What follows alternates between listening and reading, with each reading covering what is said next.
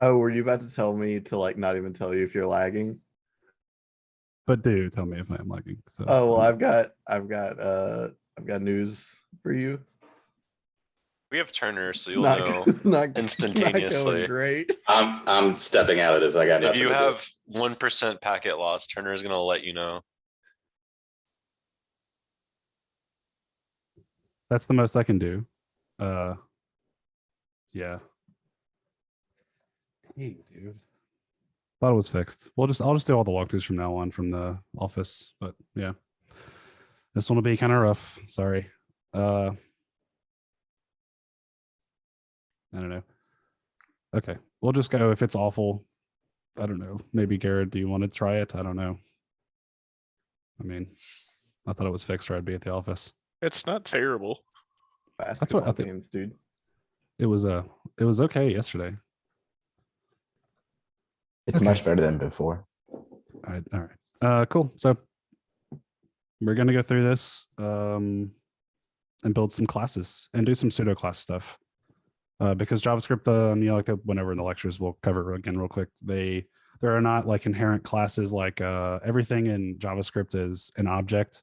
So kind of this coding paradigm of object-oriented programming does not exist in JavaScript. It exists in other languages like C++, C#. Other languages, this is like the built-in way. This is how you do things. So this way with classes and everything using the class keyword, that doesn't exist in JavaScript. It wasn't built around that or designed that way. So, but eventually JavaScript has gotten so big that they decided that it would be good to have that in JavaScript, but they didn't change any of the inherent ways that JavaScript works or is designed. They essentially just gave you some keywords. They added some keywords that under the hood are just functions. Like we're used to. So we're going to go through these steps and build those function styled object-oriented programming. And then down here on this last step, we'll change it over and start using the class keyword and everything. So yeah, we will do that. All right, cool. Let's dive in. I think I have everything set up. You guys got any questions or anything? Any part of this lab that was confusing? What did I call this? No, you guys just got it. Cool.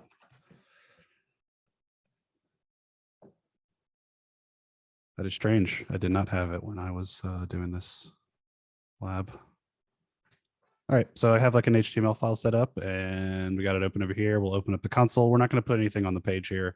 We're just going to do a bunch of console logs and kind of get a feel for the organization and everything. And then on the next lab, Dicey Business, this one, we'll use object-oriented programming to actually put stuff on the page and do document stuff. So as I'm kind of going through this, try and think of like how you can implement DOM stuff into object-oriented programming. Cool. All right, so we're ticking off with the first one. So we're going to write 5 object literals, have them name person 1 through person 5. Give each a name property, have this be a name of a friend or family member. So 5 objects. And again, through this first section here, we're just going to be doing objects. So when they say make an object, they literally mean like make an object like we've been doing. So equals, there we go, and give it a name property.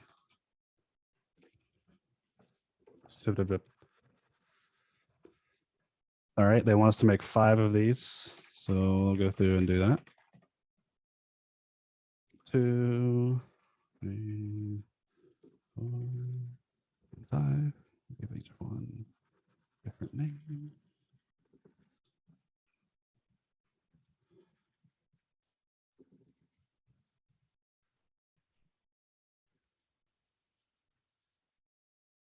All right, so there's 5 objects for the name property.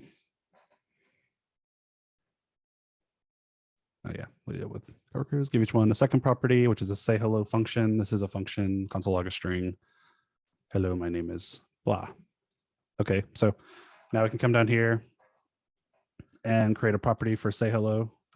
This part kind of confused me a little bit when I was doing this lab because I didn't realize that properties on objects can be anything, any of the normal things that you do, like a function. So we can have a function. You can say the function doesn't have any name. Its name is say hello, and it's belongs to the person1 object. So you could access that function by saying person1 dot say hello and then calling it like that. That kind of confused me a little bit, how functions can be properties on objects, but they can.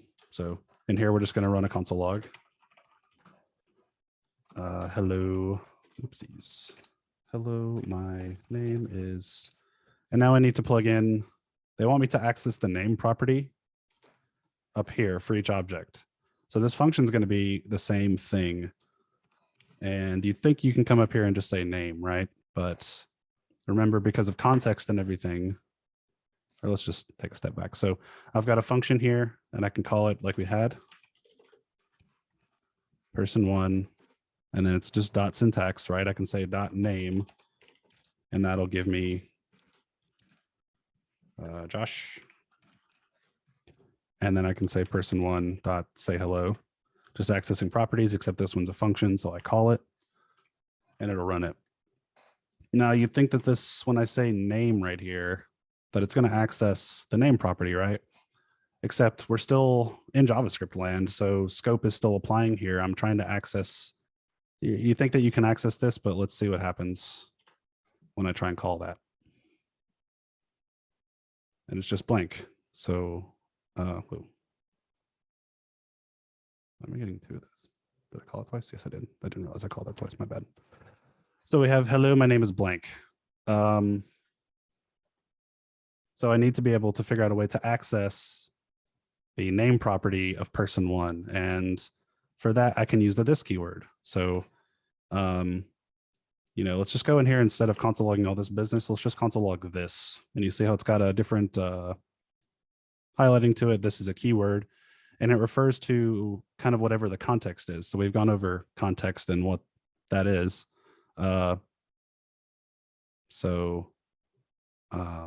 When I console log this, it's going to refer to, well, let's pass it to you guys. What do you think if I console log this, what does it refer to in this function? And in this object? Isn't it referring to the object? Correct. Yes. So if I console log this, and even if I hovered over it, it was showing you, actually this refers to the entire object here. So that means by console logging this, I can treat it like it is the object and say this dot name. And then that is, well, it says it's a string. It doesn't know the actual value, but so if you go back, we can get Josh. Now I have access to the whole object, any of the things inside. And, you know, try and tie this together. We're going to create instances of objects in a little while. We're going to kind of create like a template. You can see how each of these is very similar. You know, if I go in and add the say hello function on each one, they're pretty much the same thing, except the only thing that's different is the name. And so kind of the way that helps that I thought about this is that we're going to create a template using object-oriented programming. We're going to create a template for each one of these. And then it kind of simplifies having to, you know, we won't have to repeat ourselves as much. But let's go back and get that all together. At this point, since we know how to access the properties of the object, this is just doing a template, template literal, right? Or I forget the name. With the backticks and the curly braces. Hello, my name is. Is it called string interpolation? Yeah, I think so. I'm forgetting. I'm sorry. That sounds right.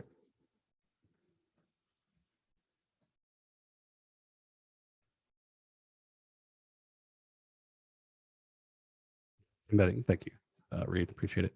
String interpolation.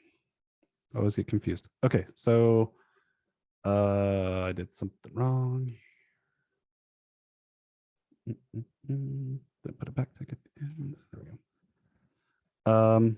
And then we get the actual name, right? So just remember, whenever you're in an object and you refer to this, it refers to the entire object itself, not the function that you're inside of. I have a question. What's up? That person one name, it doesn't say Josh anywhere there, just like Josh. So like, what is that doing? That one So right there. I'm accessing the property. This was me being dumb. I need a console log it. So it's a valid property. I just forgot to put it in the console. Gotcha. So that's a necessary step that has to be done. Yeah, if I want it to appear in the console, I have to console.log it. So it's like a valid property here. You saw it wasn't, if I say person.name, it's a valid thing, but it's just getting to that line. It's saying person.name, that's a property, but you didn't do anything with it. So it went and looked up what is person.name. It found it here, but I didn't do anything with it. I didn't put it in the console. I didn't put it on the page. I didn't send it in an email. I didn't do anything with it. So it's just there and gone. Good question. Yeah, that's fine. We'll just leave that there. Cool. Oh yeah, let me override all these. I think it wants us to call all of them, but really the key point that they want you to take away here is that there's a lot of similarities between each of these objects. It would be better if we could just create a kind of a template for one of them and then kind of do like a one-liner to create each one, instead of having to repeat the function and say hello. Like there's literally no difference between each of these. Because we're using this, it's literally the same thing. Cool. And if I understand correctly, this is object-oriented programming as well. It's just kind of, you're not really getting as many of the benefits. It's just, you're creating objects for each one. So call the say hello function, each one console log for a response. This seems kind of repetitive. Let's practice some pseudo classes. So create a constructor function that will take a name, city, and age. Remember, pseudo classes look like functions, but are named with a starting starting with a capital letter. Example function, capital E, that returns null. So let's go down below all this and create a pseudo class. So when they're talking about a pseudo class, they're talking about a function. And this is that template part. So we're going to create a template of a person, I think is what they want. I don't know if they tell you what to call it. Name, city, age. Yeah, so we'll say person. They say the template is going to take what are the characteristics of a person that we're going to focus on and the things that change between each one. So each person has a different name. They have a different city that they live in, whatever. Was it age? I can't remember what they wanted. I'm lost. Yeah. And age. And we're just differentiating this from a normal function by giving it a capital P person. I don't think that there's any functional reason that we have to give it a capital letter up here. It's just to differentiate it from, because this is a constructor function for like OOP versus a function that we would do normally, right? So this is a constructor function. It's meant to take in a little bit of information and kind of create like a templated thing. Wow. I don't know, Turner, when people say that, that seems creepy to me, it just feels like there's a creepy connotation behind that. All right, so capital letter on there, we're taking that in. What else? Write a method that will print a string similar to, hey, my name is whatever, and I live in blah, blah, blah. Okay. We'll copy that. How did I do it? Lame. Yeah. Yeah, it's a little creepy. Give me a sec. Hold on.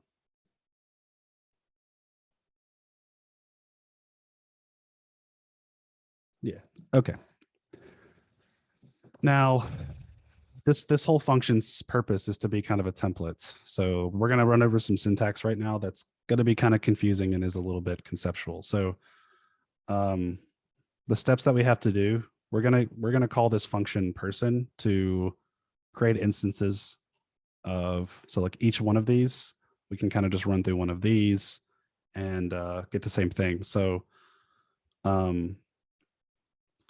what we have to do when we create this person, and I want these name, city, and age, right? Because I'm going to pass in values like Josh, Birmingham, 27. I'm going to pass in Garrett, Jasper, 22, I think. so on and so forth. And for that to work correctly in JavaScript, you need to add them. You need to go in and add those things directly to the instance of the class when you create it. You have to add it to the this keyword, the properties that you want to exist for each one.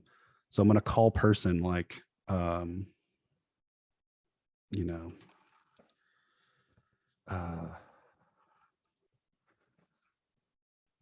new keyword, right? Yeah, there we go. Say Bob's going to be a dude. Bob's going to live in Hoover, and he's 89 years old.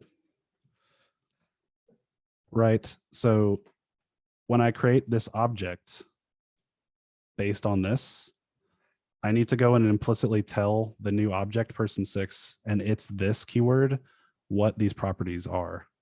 We're going to do that by saying this dot name equals the name that I pass in. This is saying create a property. So you can create properties on objects by saying just whatever it is. So up here, you know, I could do something, add a property onto one of these. So this refers to the object. In this case, it's going to be person 6 dot name equals the name that they're passing in. So Bob, and the thing to remember is like creating a property on the object called name. Does that kind of make sense? So we're creating a property called name. This thing here that I have highlighted is getting created in this step. It's equal to whatever name they passed in. We have to do that for each of these. This dot city equals city. This dot age equals age. So we have to create the properties ourselves. And this is one of those things that when we start doing the ES6 syntax, I think we still actually have to do this. Yeah, I forgot. But yeah, we're creating properties and setting them equivalent to whatever they're passing in down here. If we don't do this, then I'll do like, if I have some function that I need to use these for and we don't do this dot name won't equal anything. It doesn't automatically do this. So, yep. Any thoughts or questions on that? I'm sure that's confusing, but again, it's kind of conceptual. Well, so like this dot name equals name, could you change that name to pizza and it still relate to the first parameter? Mm-hmm. So this dot pizza equals pizza would still relate to name. No, because this is a reference to the variable or to the parameter. On the right hand side of the equals, this is this. That has to equal the parameter. Name, right? The one on the left hand side I'm creating. I could say this dot pizza equals name, and that's fine. Or I could go up here and call pizza. And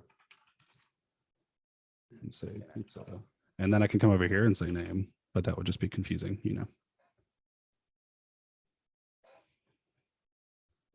So the right hand side of the equals is what's coming in from the parameters. And you're saying create a property based on that called the same name, and just do that because it's best practice.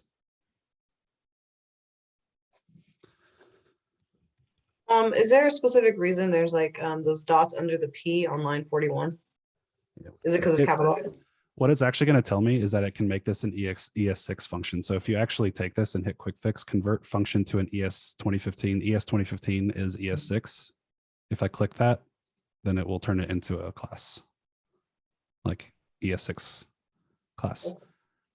The thing is like this, the reason that it can do this is because this that we're looking at here is called syntactic sugar.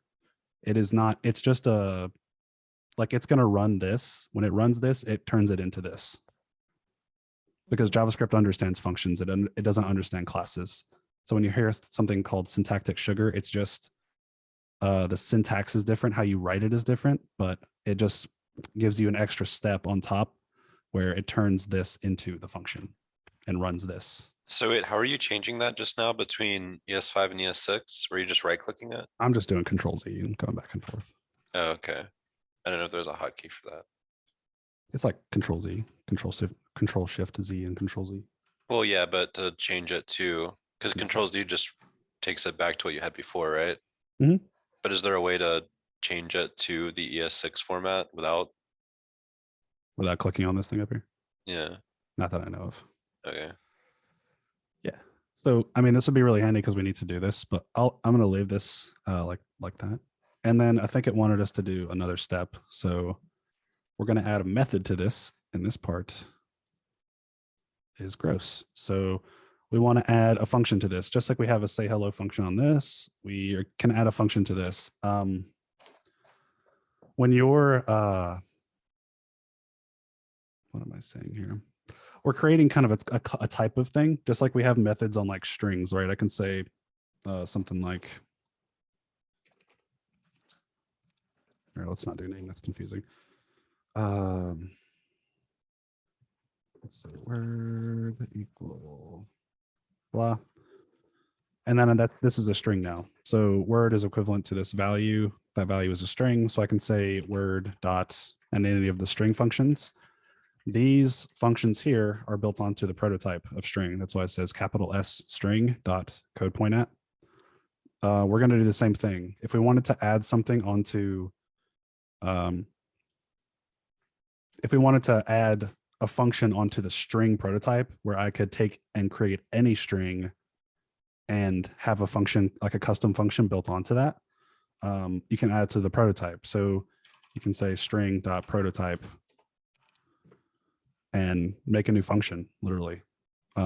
This is not recommended, but it's the way that we're going to accomplish creating, adding functions onto our custom type up here, because that's kind of how I think of it. It's like, this is like a custom type of thing. In this case, it's a person. So we're going to say person dot prototype dot, and then create a function called say hello equals, and here we can say an anonymous function like that.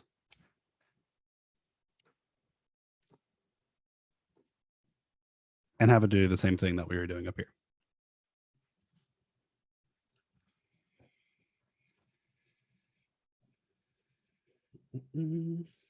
Oh yeah, they wanted me to do the whole string. I forgot. But we're going to do it the same way. I forgot I was still sharing the untitled poll. My bad. Do this whole string down here. Again, don't ever like go in and add things to the prototype. There's usually no need to do that. But if you're doing object-oriented programming in JavaScript like this, then this is the recommended way to do that. That's really weird, Eric. You have some nerdy friends. Cool. So we're going to go replace this. Hello, my name is this dot name.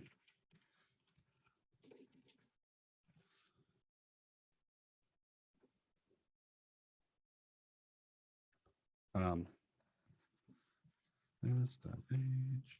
I live in.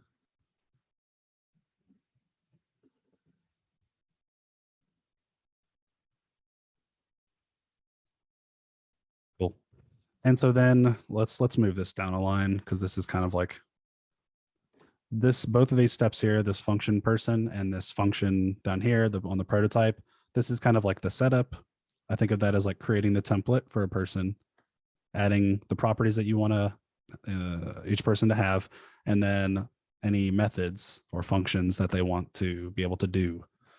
And then down here, we call this creating an instance of the class, creating, or that's what I call it, creating an instance of the class person, capital P. All right, so now when I do person 6, now I can come down here and say person 6 dot, and they have a say hello function. And I can create another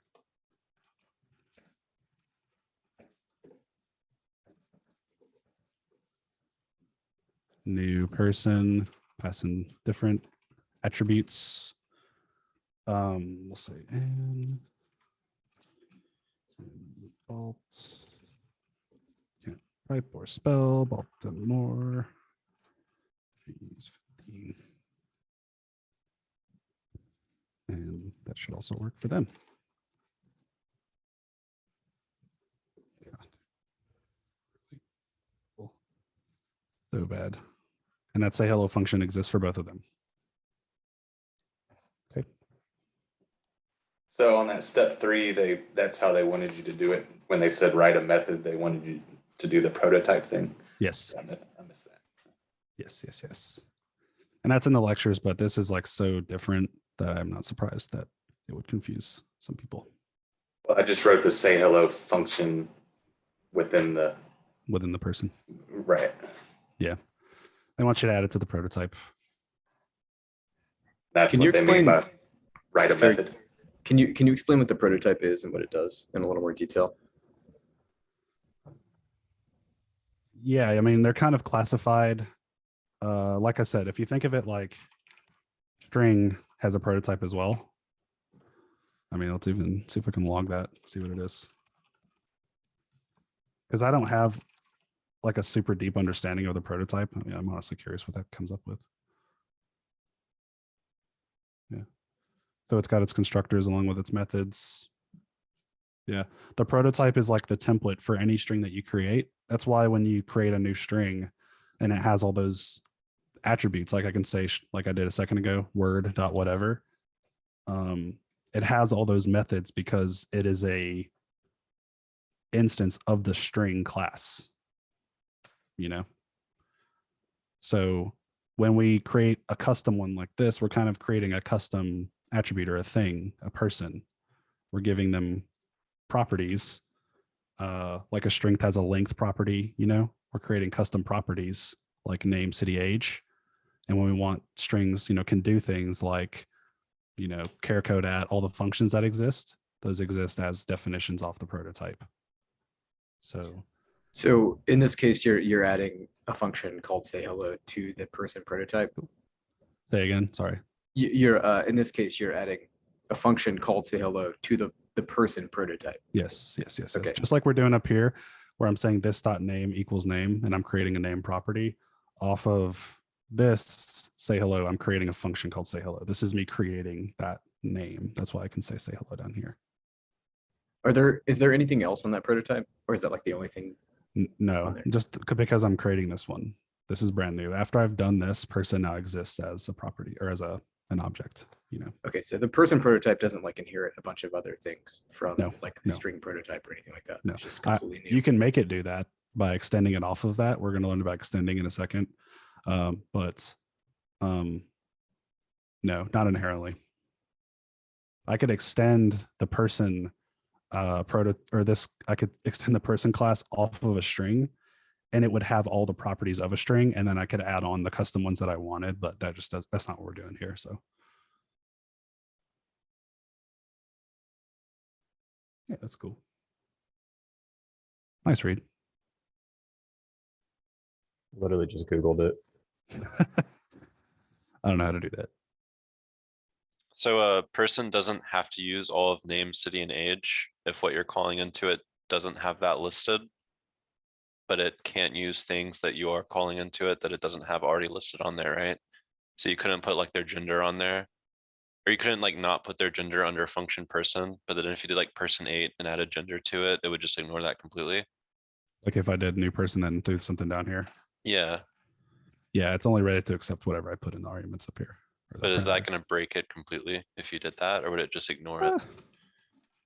We'll find out. Just ignores it. Okay. And is there a way to add in, like, if you didn't add in Baltimore, for instance, and just left that out completely? Would Yeah, I that thi- break it? It will, I think it's just going to only have however many I pass it. So undefined. Okay, That's a good point though, because it's not an error, you know. So you build something, you think it's working, and then something pops up undefined. That's not exactly helpful, right? All right. is there a way you could force it to give you an error in case that ever happens, if we're making something down the road and we wanna be Yeah. able to know? You guys know how yesterday we did the thing where you had to do an if statement before you set the properties of the object, like if Yeah. it's whatever, make it this. So just remember you're doing JavaScript here. So I can still write conditionals. There's nothing, I can still write conditions. I can write functions in here, create objects, do anything I want. So I could check if they've passed in all the arguments. And So could you do like if undefined Yeah. So if it, okay, and you can have it like alert an error, so you don't have to like hunt down where specifically something went wrong. Let me see. Let me think. I don't know. Can I do something like this? I really don't know. Hold on.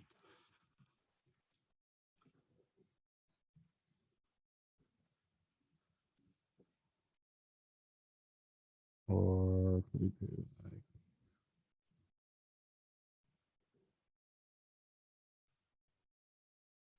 so hopefully what I think I'm saying here is like if any of these are undefined. So, and this is like a coercive value. It's like in JavaScript, you can say, let's just keep it simple. So if I just said if name, if I do something like that, if name is undefined, it will coerce that value. Because you remember how like 2 equals 2. You guys remember that? If 2 equals 2, and this is true because it'll essentially try and make this number 2 the string 2. If I do the double equals, if I say something like name like this, if this is undefined, it will coerce that to false. And you can look up like a whole chart of what the different value, like null, undefined, what those actually equal. So, cool. We could say if name is defined, I could say if name is undefined by doing exclamation point, then yeah, we'll do like console log error or something. Or console.error. You know, name not defined or something. You know what I mean? So do you think it would be a good idea to, if you're doing bigger projects, to just add that into your, sorry, I'm blanking on the terminology. Would it just be a good idea to add these to your functions I see what you're saying. Yeah, I think that And- might be a good idea. and then remove it when you're completely finished and you know everything's working? No, just leave it in there. It's good. Okay. Cool.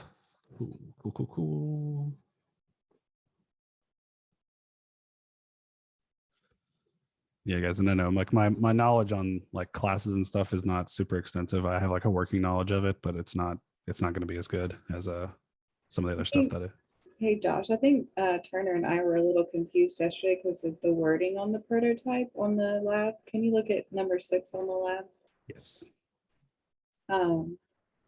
Or I'm sorry, number 5, where it says methods will not need to be prototypes. What does that mean? We're actually on this one now, so let's do that. Okay. Okay. Using ES6 syntax, make the object-oriented programming JavaScript much easier to understand. Let's use ES6, create the same class we just did. ES6 are not made to use constructor from the use a keyword. They have a constructor, which is used to make the parameters. Yep. Cool. Okay, so let's take this and comment this out because we're going to do what we did a second ago, and let's leave that in there. We'll do it. Why not? And we can come down here and rewrite these 2 parts. Remember, these 2 are kind of the defining what the class is and what it does, or what the instances of it can do. And then we can kind of redefine this a different way using different syntax like I did a second ago. How I can come up here and hit the 3 dots and convert this. This is what we want to do now. So you can see class person, capital letters still, and then it has a function that you run. This is a function that's going to run when I say, like we're doing down here, new person. When you say new person and call it like this, it runs the constructor function. So the constructor function is called the constructor because it is the function that constructs an instance of the class. So let's copy that. And then I'm gonna go back, keep the old one in there like that. We'll move this one down here. So yeah, this is a function that runs when we create an instance of the class. New person calls this function. And yeah, we have to repeat these same steps here. So anything I want passed in here gets added onto this keyword like we have here. Outside of the constructor function, but inside the class. So I'm inside class person, but outside of the constructor curlies, right?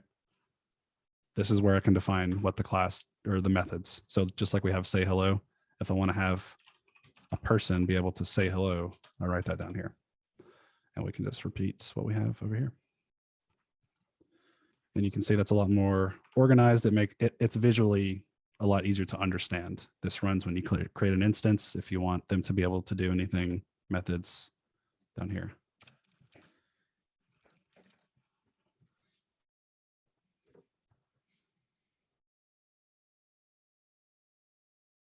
Yeah, when you create like a string or something, there's like class, string, constructor, this dot length equals length, whatever, methods, be massive. Does someone have a question?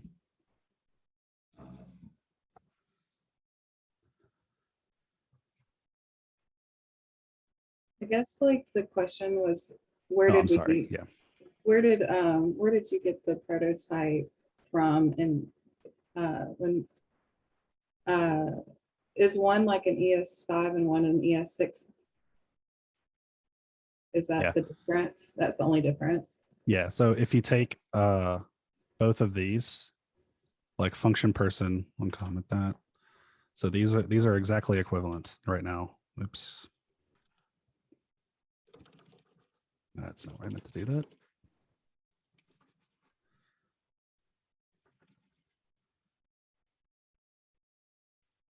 When I run this and I have this and I create instances of the class, what it's actually going to do is convert it to this. This is what the browser or whatever, wherever you're running the JavaScript, this is what it understands. It doesn't understand this. This Gotcha. is syntactic sugar. So you do want to use prototypes as best practice. This is best practice because this you could go do C# and you'll have classes and constructors and methods like this.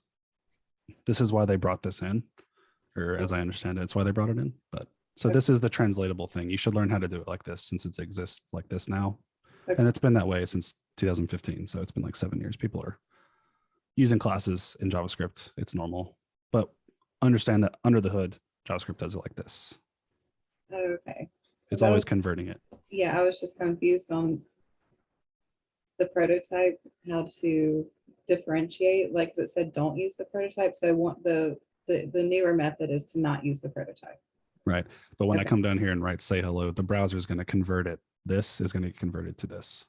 Gotcha. Okay. We just, and you should know that that's happening, but functionally it's, not going to be any different. You don't have to like do And to my anything. understanding, the prototype was just kind of like a typing, like kind of like, how TypeScript, you say this means this. Is that kind of what a prototype does for the function?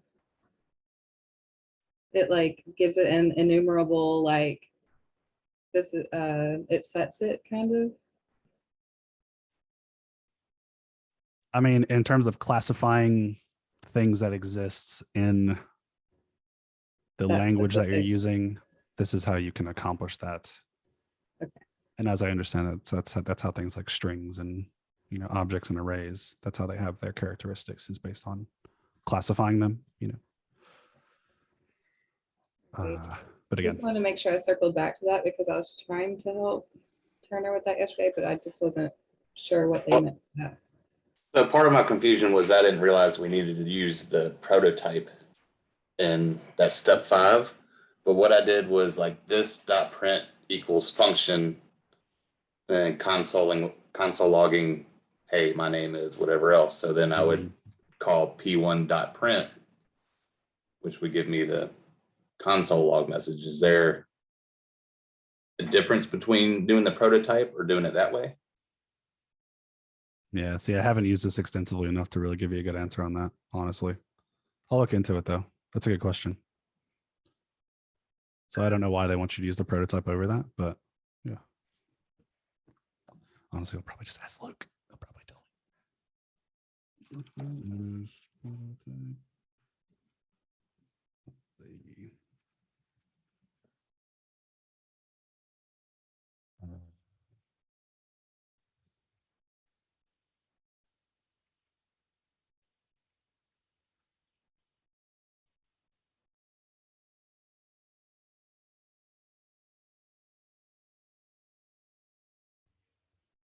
I'm gonna have to look into that, man. But we can talk about that on the yeah, he's pretty good. he's a smart dude. Okay. let me look into that. We'll go over it on Dicey Business. I'll come back to you with an answer on that. It's the prototypes, inheritance. All right. Any more questions on like this stuff? What we have here? Kinda. So going back to what Hunter was saying with the if-else statement, if you were to build that in under the constructor, the if-else statement, when you call back or extend that person, will that be included in when you, if you were to extend it? When you say extend it, like I'm extending the whole class to another. Yeah, class person extend to baby or whatever it Oh, is. yeah. Will that conditional stick with it as well? Yeah, because it's just literally running the constructor function. So you know how they talked about super? You can call super. Right. So when you call super inside of a constructor, it calls the constructor of the parent class. So when I called super is when I would get that if statement running.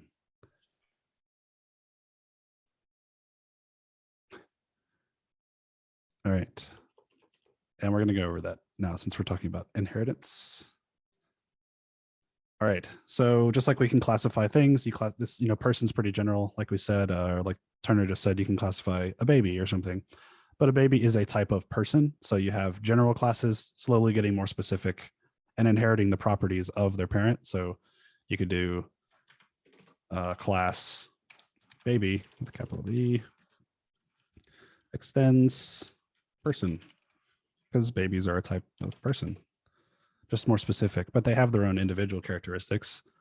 But the thing to remember is that any child class, weird because I'm using baby, we're talking about child classes, but any child class that extends off of a parent class should have every one of the single properties of the parent. So just when you're designing classes and stuff like that, they should all, and when you're doing the labs, you should remember that the parent class should have, or the child class should have every property of the parent class. There shouldn't be anything on the parent class that the child class doesn't have. And that you need to think about that when you're designing stuff. So class baby extends person. I don't know if we really want to do that. Yeah, we're doing vehicles, but this would be inheritance.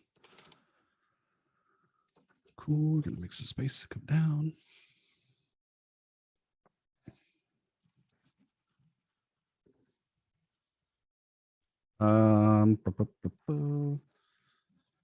Just go over the directions real quick. Create a class called vehicle. Not every vehicle is a truck, nor does a sedan or a coupe. So let's define a vehicle in a way that we can use inheritance to determine if it is a bup, bup, bup.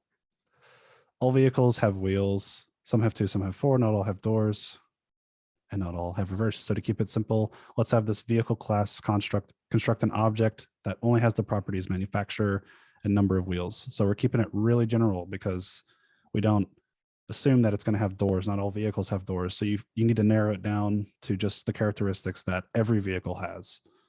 So vehicle, and then give it a constructor function. In this case, they want us to put manufacturer. I don't know, factor, is that right? I don't know. You guys tell me. And then number of wheels, was that it? Yeah. And I'll just say num of wheels. We'll do that, add those onto the instance of the class. Yes, that.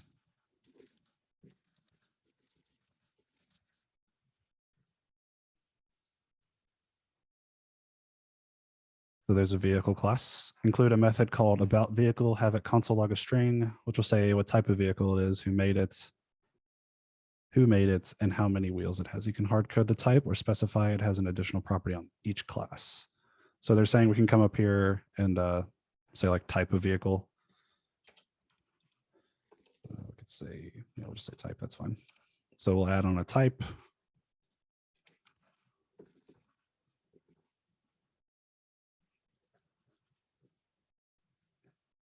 We'll just have that as a property.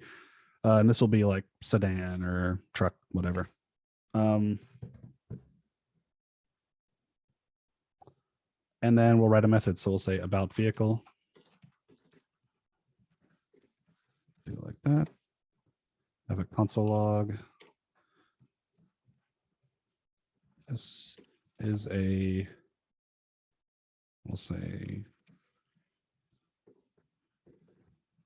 remember when I'm down here, I have to reference it off of this dot manufacturer. So I'll say like, this is a Honda sedan, truck, whatever, this dot type, period. It has this dot num of wheels. So just trying to make this like grammatically correct as it comes out. So this is a Honda sedan. It has 4 wheels, right? All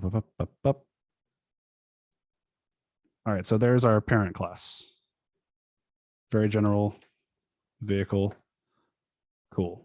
Now we're going to go and, I could create an instance of this class and it'll have about vehicle. Let's just do that real quick. Let's say vehicle goals new.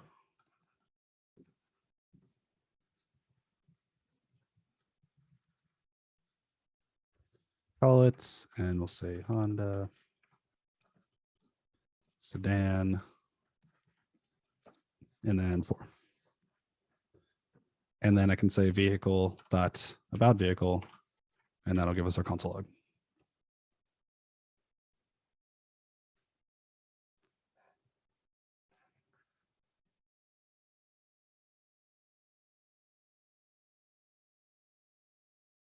Cool. All right, so now let's get down to inheritance, where we can extend a class off of a parent class.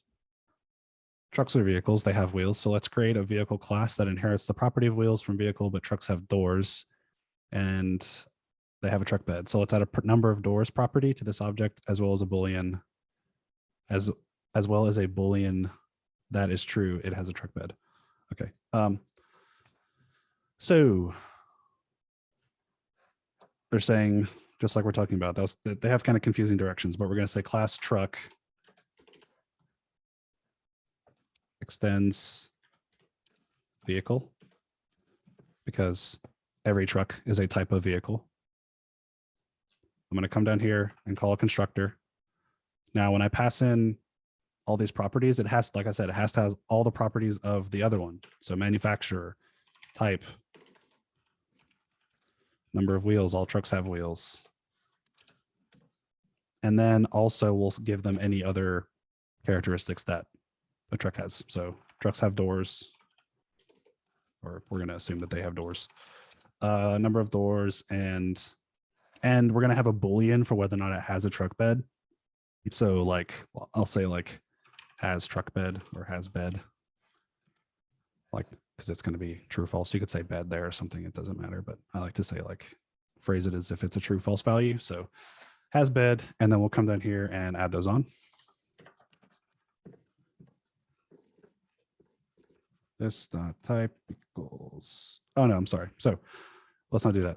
Instead of having to repeat all these, like I said, if we go down here and call super, I can pass in all of the properties of the parent class. In this case, it's all 3 of these. And super calls the parent constructor.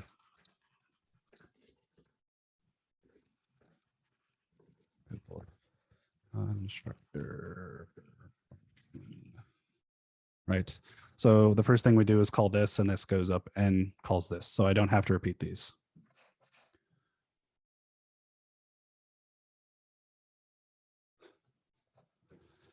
And then down below, I need to go and implicitly state all of the ones that are not. So number of doors, that doesn't exist on the parent, so that hasn't been called yet, but literally super is literally calling the constructor function. So, and that's why you have to have all the properties of the parents and everything, and it gets messed up if it doesn't, because they won't exist. So this, that has bed equals whatever they passed in. And there we go.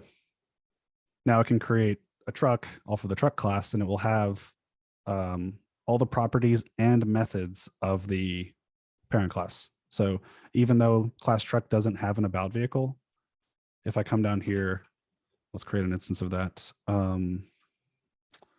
Let's say const truck equals new truck. and we'll pass in all the values. Manufacturer, I don't know. Don't roast me. I don't have trucks type. We'll give it a truck. Again, that's why they told you can kind of hard code this or add it as a type, because obviously that's going to be a truck every time, but we'll leave it. It's fine. Number of wheels, we'll say 4, or let's go big. It has 8 wheels. Number of doors, 8, and has bed is a Boolean true. And then if I come down here, what I was trying to show you is that you can say truck dot about vehicle. You can say I don't have an about vehicle on this, but because we called super and this extends off of vehicle, when I call about vehicle, it's calling this one up here. So I'm not going to get anything specific to a truck down here because this one is all just about the general class vehicle. If I want it to be specific, I can override the about vehicle method from the parents by defining one in the child like that. And then come in and add all my specific stuff. We'll just say it has a truck bed. I won't even use the Boolean, but it does. So I don't know how a truck doesn't have a truck bed. It's an 8-wheeled, 8-door super truck with by Dodge. So it's pretty impressive, but I don't want to get into that right now.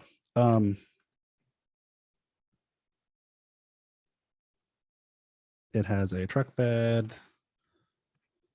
And I was talking with someone yesterday. If you wanted to like get specific or something, remember this is just JavaScript. So I could write a condition like if truck bed,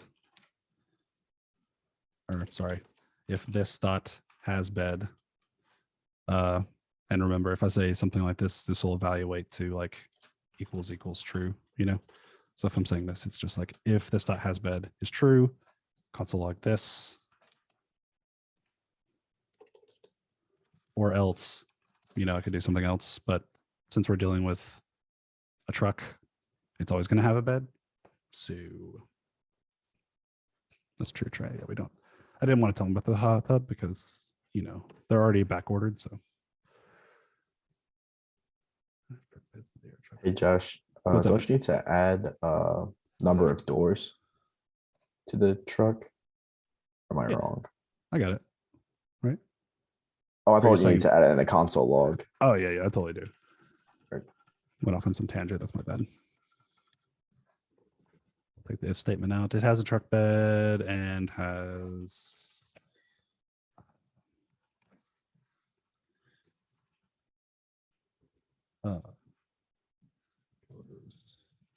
what they're really just trying to show you how you can use the properties in a method. If you don't use all of them, it's not like it's going to break anything. Cool. So if I call it now, it looks to the class that I created. So if I say about vehicle, it looks to the class that it's an instance of first. If it doesn't exist here, like if I took this off, then it defaults to the parents and looks to the parent to see if there's one up there. So that's how it differentiates. It always looks to the class that it's created off of and then starts looking up each parent, define the method, and if it can't find it, you get an error. Oh, so then we can see this console log. Dodge truck has 8 wheels, has a truck bed, and has 8 doors. Disgusting.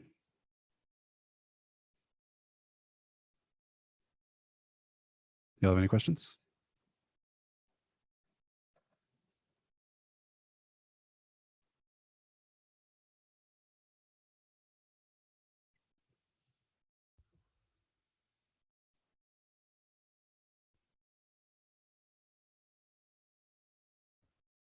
It's an 8-door truck bed, Jake. So the bed has the doors in it and you open them into another dimension. Good question. All right. We're going to keep going. Trucks, sedans are also vehicles, but they don't have a truck bed. So sedans are not a type of truck. So they're going to be a sibling class. If you want to define a different one that extends off of vehicle, then it would be a sibling to trucks, right? Because you have like, you know, you'd have vehicle, and then down here you'd have trucks, and then as a sibling, you'd have sedans. Also a type of vehicle, but not a truck. But they do have doors as wheels. So to practice inheritance, vans are vehicles, but not trucks. create a class sedan which extends vehicle, give it an additional property of size, which could be small or medium, and give it a property of miles per gallon. All right, constructor. Let's do all of these up there. Remember, because I have to pass all the ones from vehicle along with size. We'll just say size and MPG. Call super to get all of the attributes set that are from the parent. What was it? Manufacturer. I forget the order. Yeah, type and number of wheels. And then we'll do no comma there. Then we'll say this dot size, and this dot MPG. There we go. And remember, when you're running a constructor, it's really important. Remember, this runs on whenever you create an instance of the class. So when you guys are doing your dicey business, this would be a great place to do things like mounting stuff to the DOM, or you could have a method down here, because you can define methods down here and then call them inside of the constructor, right? So maybe you want to organize things that way. But when you're doing dicey business, this is going to be a good place to do some of your DOM stuff, like creating a div, adding the div to the page. That could be done in the constructor, right? Or if you want to have it in a method and call it at some other point. Cool. So what else? Sedans. Don't have a question. No. Yeah, when you do the super, you don't have to call all the parameters down, do you? You can just choose which ones. You choose, it's based on whatever ones belong to the parent. Right, but you could do just manufacturer and number of wheels. You wouldn't have to do type as well if you didn't want to. I could, but you shouldn't do that, because the child class should have the same attributes of the parent, and then some on, some beyond that. So you could do it like Hunter was saying, how we were calling things and it was just leaving it out. It was just undefined, but that you shouldn't do that, because that doesn't make sense, from like an organizational standpoint.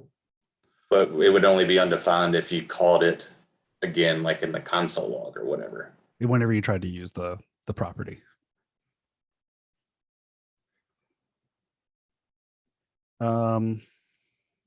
Okay, so yeah, so I guess they don't want us to create a sedan. We could, go and create a sedan like we've been doing.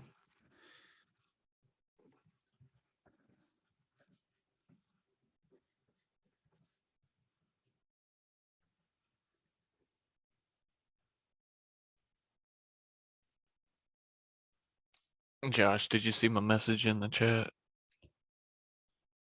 No. Oh wait, size. What size? We'll say medium. No worries. I'd be surprised if it didn't. Cool. So yeah, we can do that. And then again, if I call about vehicle, since this doesn't have one, it defaults to this one off of vehicle, because it extends vehicle. Sedan really doesn't know anything about the truck class. They're just siblings of each other. Cool. Motorcycles. Doors. Okay, so then they want us to create another one for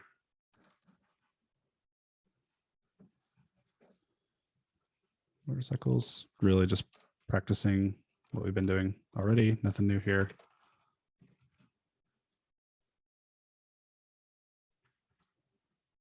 Call all of those. Super vehicles properties, and then we'll say has handlebars. And has doors, I think was no. Yeah.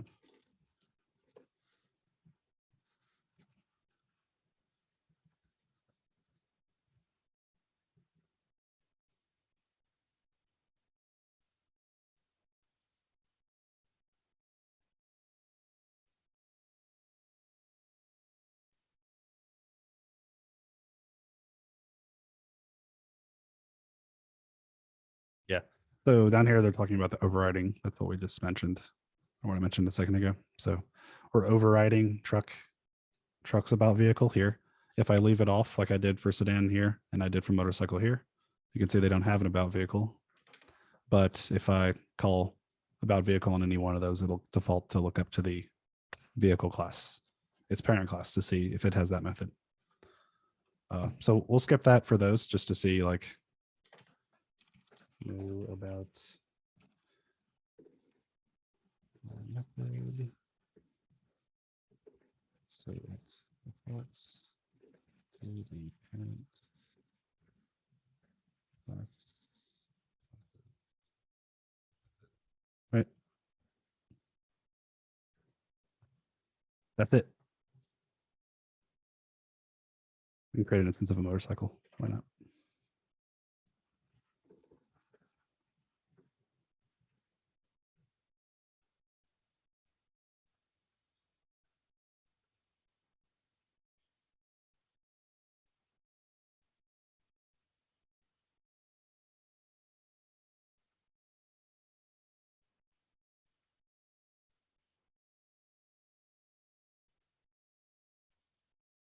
Yeah, 3 has handlebars, true, and has doors.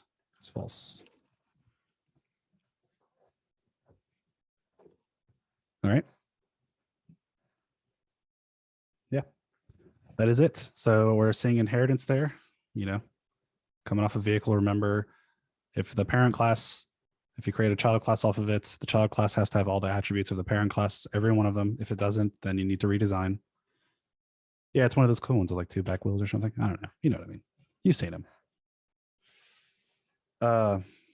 So yeah, and then any methods you create. So for looking over now, we've learned a little bit of conceptual stuff about classes, and then we're going to go try and do, we're going to go create a class die. So this Dicey Business Lab that we're going to be working on for a bit is this is all about OOP. So when you're doing this lab, do not do it without using classes. Because remember, it's like we're not learning classes because it's a way that you have to do things. It's another design, you know, it's another way of designing your code. So when we're helping you guys, we want to see like a class die like that represents each die object, because we're going to be building like little dice, and we're going to be doing like some DOM stuff to append them to the page. You can either use DOM or jQuery. It's up to you, whichever one you prefer. But be consistent and stick with one. So that's a good point. So if you're using jQuery, it should all be jQuery. If you're doing DOM, it should all be DOM, no jQuery, right?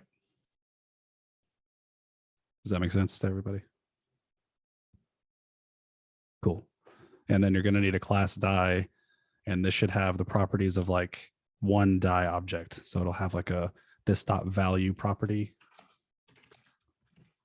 You'll have constructor this dot value. Oh, no, I'm sorry. Constructor value. This is like the face value, meaning like 1 through 6 or whatever. Or if you're all fancy and you have like a 20-sided one or something, I don't know. Let's just stick to 1 through 6. And yeah, like I said, you can do all your DOM stuff in here, like append it to the page. You know, give it a class or something if you want it to look a certain way. And yeah, all that. And then you'll also need to have a role method like this, where you can call this role method and update the value of the die. I've got a question real quick. What's up? On the requirements of Dicey Business, this is just, you just said the constructor with value. It says there should not be arguments in the constructor, and that kind of confused me when I was going through it. Yeah, that's a good point. I forget, because I would think you would do it this way, but I think they want you to design it a different way. So no value up here. That means none of that.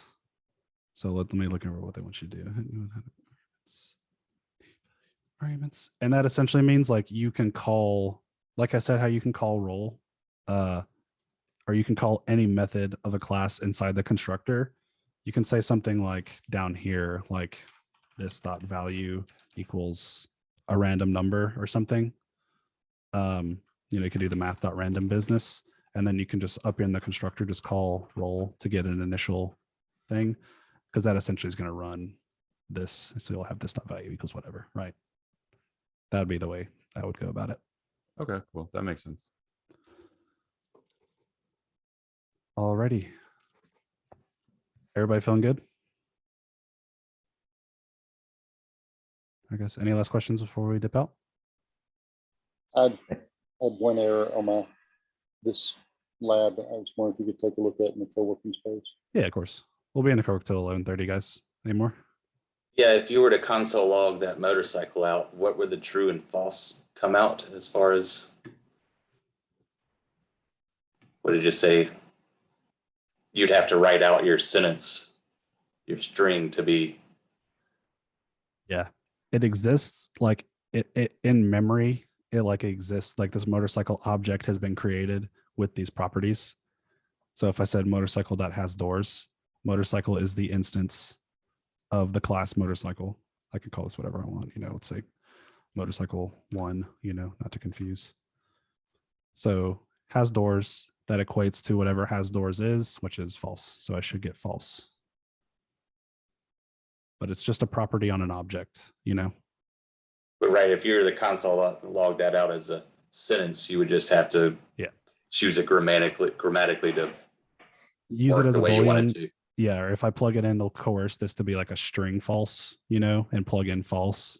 But if I wanted to use it as a boolean, I'd have to do like an if statement or something, Yes. Yeah, it's just like a normal boolean. All right, cool. That is it. So cool. We're gonna do an afternoon check-in. I'm gonna try and find another OOP style question to keep you guys in that mindset. So yeah, we'll see you guys at 3:30.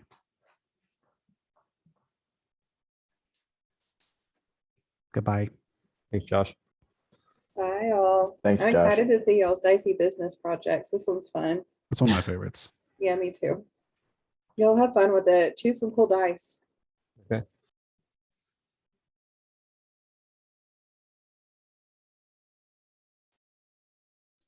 All right, co-working space? Yep. All right.